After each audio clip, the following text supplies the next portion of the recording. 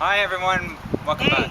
Hey, part two, Part two. depression. Yeah. So we're about to talk about. I don't know why I'm talking like that. It's okay. It's the allergies. We're talking now about spirituality, the parts of spirituality, and how we're going to bring it to sort of a practical way that sort of uplifts us from the place of depression to a hopefully a sunny, bright, better day. So, guys, I want to begin with sharing with you the most awesomest sisters book ever. The first book I ever read about self-help book. I think when I was about shortly after I was 19, maybe 20, 21. I'm not sure what, but it's by Dr. Scott Peck. It's called The Road Less Traveled. He's this really awesome psychiatrist, and he begins his book by saying life is difficult. This is the great truth, one of the greatest truths. It is a great truth because once we truly see this truth, we transcend it. Once we truly know that life is difficult, once we truly understand and accept it, then life is no longer difficult. So you might want to rewind this video and listen to that again. So what he's saying is life is difficult, accept it. And once we accept it, life becomes easy. Do you know why? Teach me, please. Because you no longer fight it. You're not expanding that energy to fight things. You accept that it is what it is, and then you try to find better ways to navigate through those experiences. Fascinating. It's something that the first time you told me about that, I was like, and when you said about fighting, I was like, looking back, I can say, yeah, I'm probably realizing that I don't have to struggle as much as I am in trying to fight the emotion, right? But you know that fighting that emotion is coming from standards that we've adopted from our society, telling us we cannot admit to weaknesses, we cannot admit to these disorders, these issues, that we always have to be perfect, on top, on time, whatever the case is, it's prevalent. Putting on a happy face. Put on a happy face. Put on a happy face. And I just want to go right in when I said happy face. The last video I told you that it sometimes can be irritating to have somebody say, oh, just be optimistic or just think positively, and when we're depressed, and it can be even like, why am I ready? Just leave me alone. I don't want to be told these things. And I want to explain further why I say that, and I think coming from a person who actually does suffer depression, when I say think positive, because I'm very aware that depression is a set of moments, like happiness. It comes and goes. Like sadness, it comes and goes. And if we remind ourselves to be mindful in that moment that this will pass, and to remember that our lives is not we are not our depression. We are more than depression. Do it. How do you do it? This is my depression. Okay, this is what I always say to myself and everybody who we have discussion. I say, hey, this is my depression. This is me. Depression, me. My depression is not defined. It's not defined. So when I say things like that, it's because I'm actually coming from a space who've come up with parts of self-care that really does work. So that when I do speak to someone, it's coming from a place of empathy. It's coming from a place of love and compassion, because I truly understand what you're going through, because I go through that all the time in my life. And so I've discovered these ways that has helped manage my depression so that it doesn't manage me. And I've been inspired by those very lessons that you've learned. Thank you very much, I have to say, because Tina is helping me in a big way. I always like to share that with everyone. Do I get a medal? I want cake, maybe? Lunch? I don't know. When I learn how to bake a cake, I'll make you a cake. Anything with rum. But yeah, you were saying? Yeah, is that your experiences have taught me a lot. And so I'll give you an example of what you just talked about in terms of, so people get a sense of what you're talk about in terms of self-care. So let's say for this conversation, I mentioned that it was very challenging for me, and I wanted to just dissociate myself emotionally from the conversation. It's a tactic. It's not a tactic. I don't know how to describe it, but it's just something, a go-to place I go to if I don't want to, if I feel overwhelmed. And what Tina said is, and I'm very candid about this, she said, this is a moment right now where you're feeling challenged, and it's important that you become mindful. Accept it. Right? Acceptance. Yes. And allow myself to say I'm uncomfortable talking about depression. And it's okay. Thanks to you, you said this in the love conversation, that in the conversation about love, you said that you don't judge me. No. There's no judgment, and that is so. There's no other way to say it but therapeutic, soothing, and it's an amazing space to be in. And that's the thing, and I think at some point you had mentioned also, Moshe, that if you don't accept who you truly are, how do you then deal with the situation? Yeah, how do you learn to love yourself? If I gotta do some laundry and I don't, and or I say, hey, I need underwear. If I don't do my laundry, I ain't got no underwear. Yeah. Do you know what I'm saying? It's gross but true. Yes. But in order to move forward, we have to see the truths. We have to see what is really going, the light, the dark, everything of us. We have to accept it as what it is. Because if we don't, how do we move forward?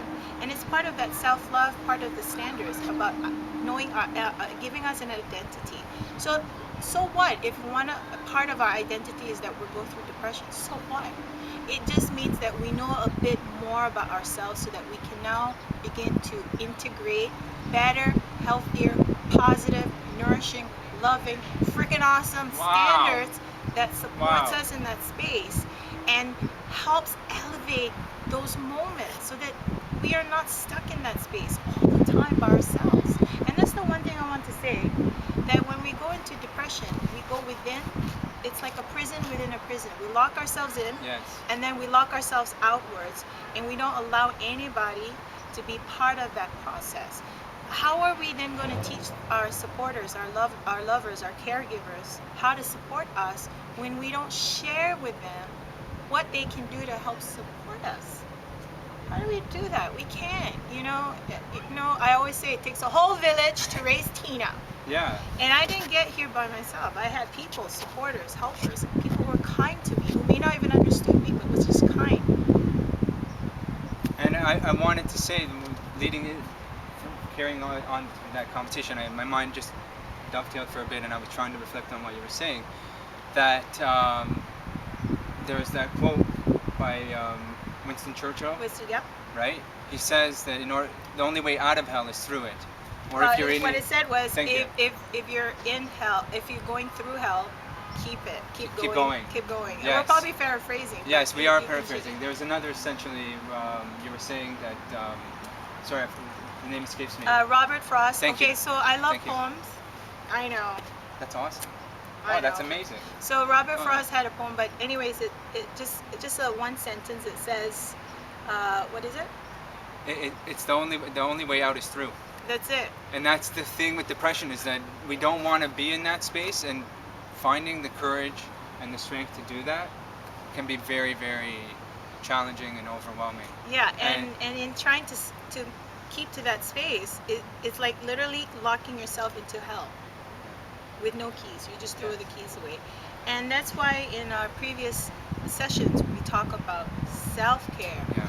We talk about healthy standards. We talk about nurturing environments. We talk about loving support. We talk about nourishment. We talk about mindfulness, meditation. All of these feeds into a positive, loving space for us, so that when we do go through this depressive states, we have that support. Can I share something? Yeah.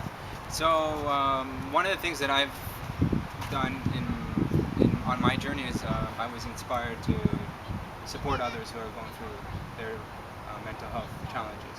So I received some training and also some exposure to incredible people who do this kind of work, and they taught me a lot. And one of the things that I took away from this is actually when I started recognizing, accepting that I have challenges emotionally that I have to deal with and not suppress them.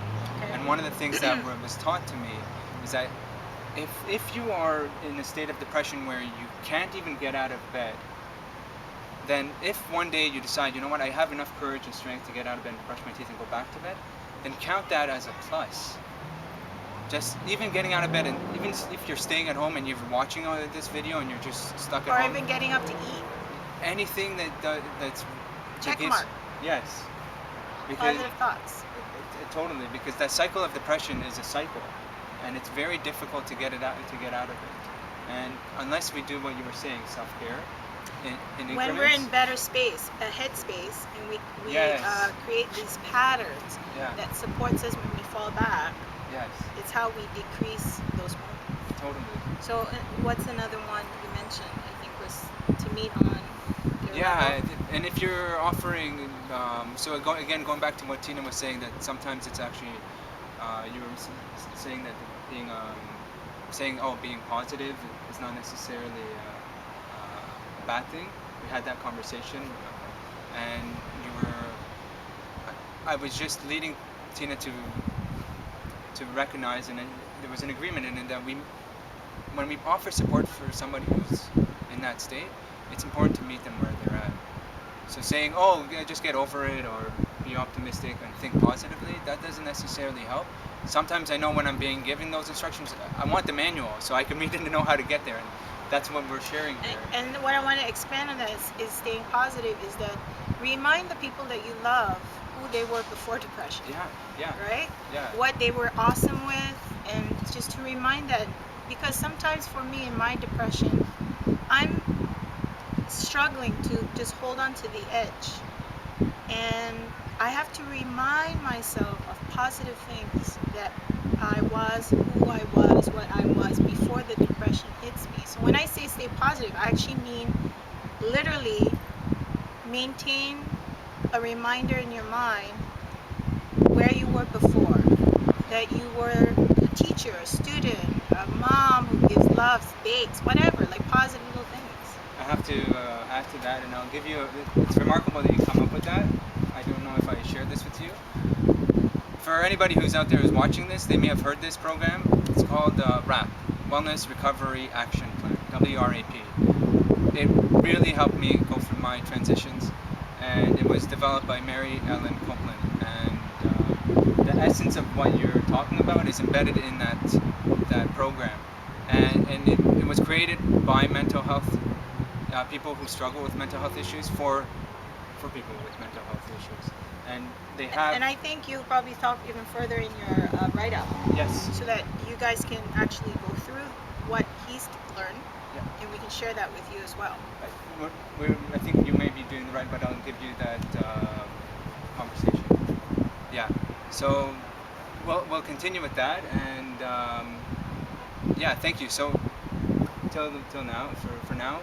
Exactly. So remember, There's a lot to cover. So we'll probably go back yeah. into the future, but remember, guys, self-care, self-care, self-care. Self-care. Positive thoughts. Positive thoughts. And that's the way to get to joy, step by step. Step by step. So Thanks, guys. thank you very much.